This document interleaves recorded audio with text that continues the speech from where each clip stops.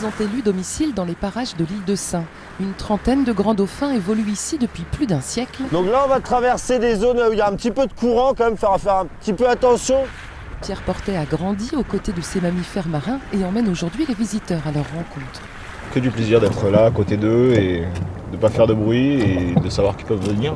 Mais aussi une petite angoisse qui nous fasse chavirer, mais c'est magnifique.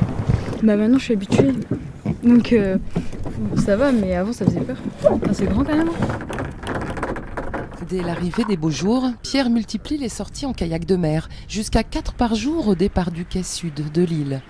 Des randonnées d'1 ou 2 heures très prisées des vacanciers, tant la chaussée de Sein, ses îlots et ses rochers dévoilent des paysages rares et préservés.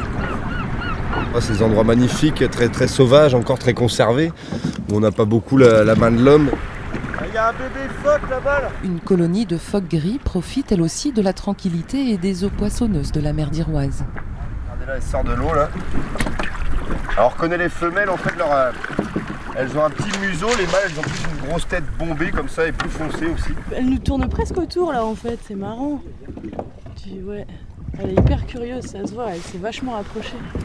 On s'observe comme ça, c'est marrant. Alors les dauphins on les voit pas tout le temps, les phoques quasiment à chaque fois. Après on essaye quand même de pas trop les déranger non plus. Quand on y va à marée basse, ils ont besoin de chaleur, ils se reposent sur les rochers, ils font la sieste. Des animaux sauvages. On a les dauphins qui sont là-bas, là, regardez encore une fois.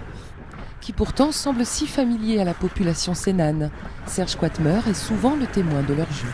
Ils sont souvent là, à la marée descendante. Donc quand on rentre de pêche ou quand on y va, on les croise pratiquement tous les jours. On arrive même à les reconnaître, puisqu'ils ont tous des noms ou des numéros. Il y a Géronimo, il y a Madame Croquet, on peut les reconnaître à leur aileron. Ils viennent jouer sous le bateau souvent. Certains, comme ce dauphin solitaire, s'aventurent jusque dans le port de l'île.